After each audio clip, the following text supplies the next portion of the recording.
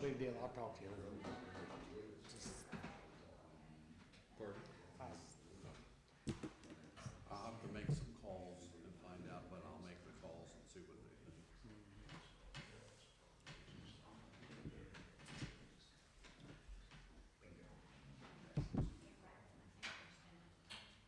me see what I can pull this up real quick.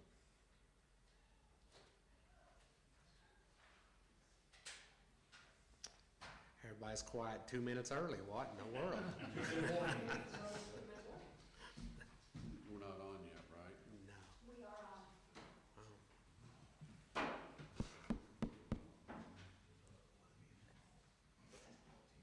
Council one. Good.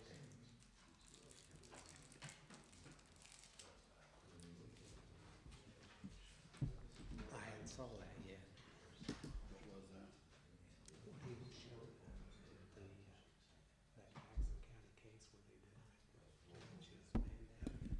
Asked them to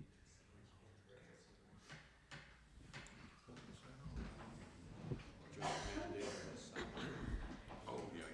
They appointed a hearing officer, and the hearing officer said no pay raise. And the Supreme Court said, Judge Palmer, you're stuck with what the hearing officer said. Well, we'll see.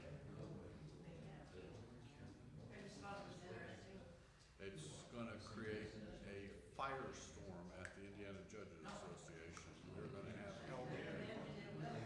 Yeah, there'll be hell to pay over that one. All right, if y'all like to stand for me with the Pledge of Allegiance, please.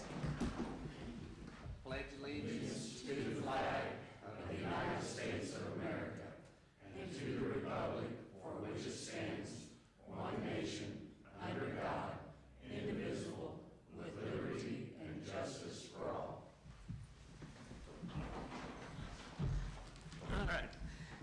Call to order this meeting of the Lawrence County Commissioners for February 24th of 2026. First on the agenda is the approval of minutes for the February 10th meeting. Call for a motion. I move to approve. I'll second. Got a first and a second. Let's call for the vote. All in favor, say aye. Aye. Next on the agenda is approval of claims. I'd move to approve the claims as presented. I'd second. Got a first and a second. All in favor, say aye. Aye. Motion passes. Approval of payroll. I'd move to approve as presented. Second. Got a first and a second. Excuse me. Got to talk just a minute here now. Got a first and a second. Call for the vote. All in favor, say aye. Aye. Aye. All right, next up we have open the paving bids. Mr. Smith will open those for consideration.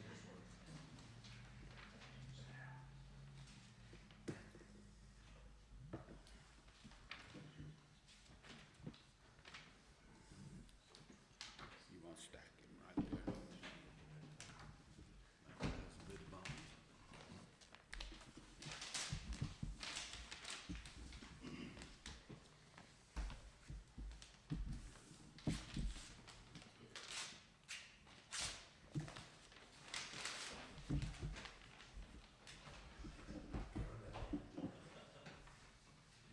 That one has a bid bond. That one has a bid bond.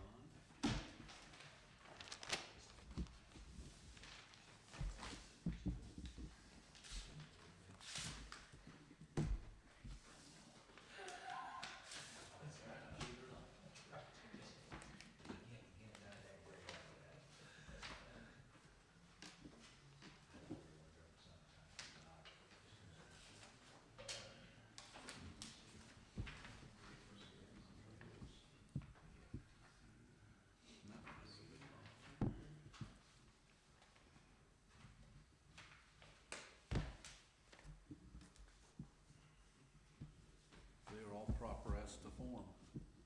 Okay. I guess we need to make a motion to take these under advisement. So moved. Second. Got a first and a second. All in favor, say aye. Aye. Aye. All right, next up is Mr. Hinton from the Indiana Department of Veterans Affairs. You guys need a copy of this again? We had been given it before. If you fellows want one, he has, and it's up to you. Not necessary. I'm here because last year, the state legislation passed what is SEA 433, which is now Indiana Code 10-17-1-9. In that, it requires the Indiana Department of Veteran Affairs to biannually brief the commissioners of each county about the key performance indicators and how the Veteran Service Office in your county is doing. Some of the highlights that my director wanted me to point out in the code is that it is required that the county service officer work 1,000 hours per year, which this county is in full compliance.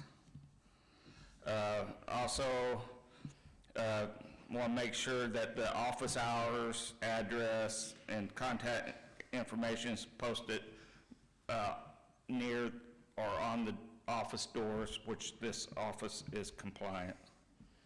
The CVSO has a dedicated private office space where they can interview veterans in privacy, which both Brad and Charles does. One of the big one is have access to reliable internet capable office computers for the claims management system. The phones, in the code it actually says provide either office phone or cellular phone. I know this county was concerned about this portion of the misunderstanding of the cell phone, but it actually says have an office phone or a cell phone. Have a PIV compatible smart card reader, which I text Commissioner McKnight. He was asking what type was preferred, and I gave him that model number. Have a scanner, fax uploader, and electronic signature pad, which my understanding, Brad has been given the go-ahead to order what he needs when it comes to the electronic signature pad. Our claims management system, we're currently using a program called VetraSpec. What it does is you put the veterans or surviving spouse or dependent information into the data system, and when you go to fill out the forms, it populates all the information to the forms, no matter which form you're using, and and then you would transmit that electronically to what's called power of attorney for veteran service organizations, i.e. the American Legion, DAV, VFW. Currently, Brad does have one, but it's not currently in use. The state of Indiana provides the first licensing for that claims management. Any other licensing will have to be paid for by the county. Must maintain an active personal identification verification card. This card is what it used to get on the VA's claims system. It's a great tool because, like I was talking to the county councilman earlier, that if a veteran got out in 1969 and filed a claim with the VA, I can go all the way back to 1969 to present and see what that veteran has done, so we're not filing the wrong forms. So they require that each county veteran service officer or accredited through the state of Indiana has this PIV card. And it's, to be in compliance is by June 30th, but there will be certain grace periods, 30, 60, 90 days, and after 90 days, about September, the Indiana Veterans Commission will send you all a letter stating that your county veteran service officer is not in compliant and that he needs to be compliant, because we will pull all accreditation. And if the veteran service officer does not have accreditation, he's then not allowed to perform or represent veterans on claims to the VA, because that's a VA requirement.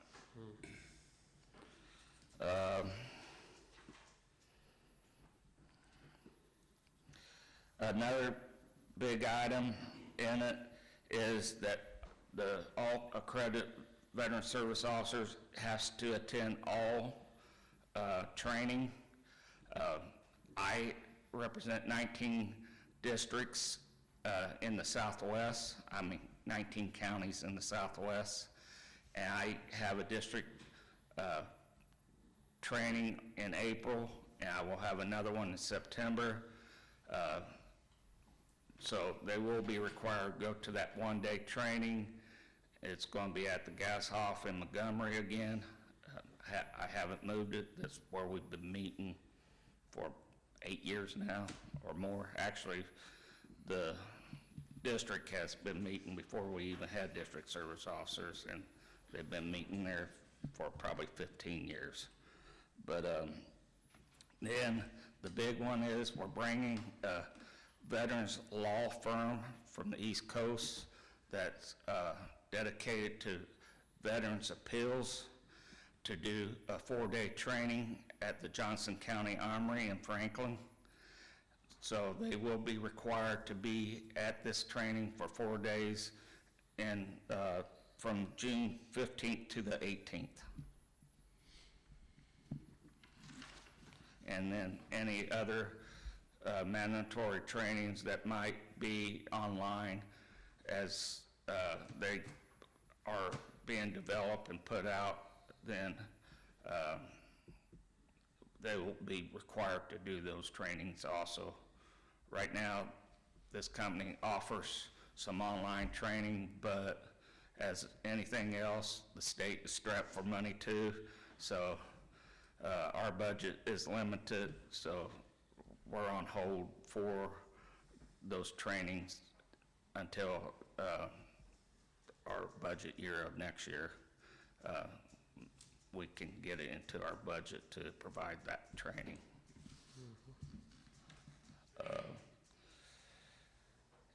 Going forward, if you have to hire a new county veteran service officer, that county veteran service officer will have to go to Indy for a 1-day CVSO newcomers training, which will have to be done in the first 30 days of their employment. But I don't see any problems with that right now. As they develop and puts it in the claims management system, there'll be monthly reports, kind of sort of what they used to provide the commissioners and the state, but it will be done in the claims management of how many veterans they've met, different things that we can keep up with their key performance indicator stating how good or bad a veteran service officer they are. And that's all I have. You gentlemen have any questions? I do. Go right ahead. What's for the certification for a VSO, do you have to be a Title 10 veteran? No. No. Tell me what you have to be. You got to serve the United States military, if you were injured in the National Guard and reserved during your training period or your 2 weeks training, then you would be eligible to file a claim. Is that the But question? you cannot be a civilian, never having been, To be a county veteran service officer? right? That's incorrect. If the administrative assistant or the assistant VSO, the only one by statute is the actual county veteran service officer, but if you can hire an assistant county veteran service officer or administrator, as long as they have a link by lineage, like spouse, a daughter, son, or something like that. And that person has been in that office for 2 years. Then after 2 years, that individual can be hired as the county veteran service officer. And a lot of that's what the state statute, but a lot of counties, they have their own preference to what they like to see in their office, but the state statute says a county assistant CVSO with no military can be hired after 2 years. Okay, next is this program that you're wanting to implement. I'm assuming it takes like a DOD card, is It's like a Okay. DOD card, CAD card. understanding it. Does both of the operators in the office have to be certified on this to be able to go into the program? In the event, They both will have to need their own individual because they cannot share the same card. okay, but in the event one is absent, the other one has to be able to do it? Yes. Okay. Thank you. And this is that PIV card that you've been speaking of? Yes. Is that correct? Correct. And the Vetrospec claims management would be the same way because you cannot share passwords. Yeah. Is this something that is required to be made like at Crane Naval Base? No, it will be required to go to the federal building in Indianapolis at the VA regional office. I didn't think it was a local level thing. No, it's at the VA regional office. Just for a point of clarification for myself, like the administrative assistant and the assistant in the veteran service officer, they don't have to be a veteran, but they do have to be certified through your training courses to get a PIV card, is that correct? Correct. They do have to be accredited with the Indiana Department of Veteran Affairs and the American Legion or the VFW, because currently those are the only service organizations that we have memos of understanding with to cross-accreditate. That PIV card does nobody any good unless you can see the veteran's file, and the only way you can see a veteran's file is if you hold POA over them. And the only way you're gonna hold POA if you're accredited with the American Legion and the VFW. And then that way you can see. There's other avenues to get DAV accreditation, but it's just currently not through Indiana Department of Veteran Affairs. Okay. All righty. Any further questions from anyone, for Mr. Hinton? Good, Wally? All right, thank you very much for your time, appreciate it. Thank you, and I'll probably see you in September or October. Thank you. All right. The next item up is the final payment on the AT&T contract through the ARP funds. You gentlemen have the invoice here in front of you. We'd like to have a motion to approve this, and I'd move to approve. I second. all right, we have a first and a second. All in favor, say aye. Aye. Aye. Okay, motion carries. Up next, under department reports, we have Mr. Brian Souders for the highway. Good morning.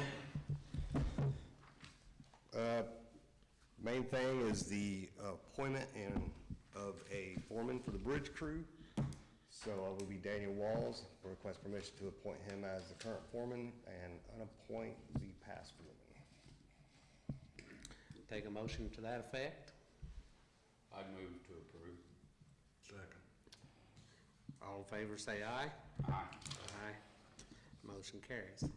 As far as department reports, we got approval for federal funds for Bridge 46 on Bartlettsville Road. I have submitted the paperwork for the RFP to NDOT for the preliminary engineering and right-of-way stuff. As you know, Bridge 172 is going to letting in September, so should start seeing some construction on that coming soon, next year, I hope. Bridge 66 is on track for preliminary engineering and right-of-way.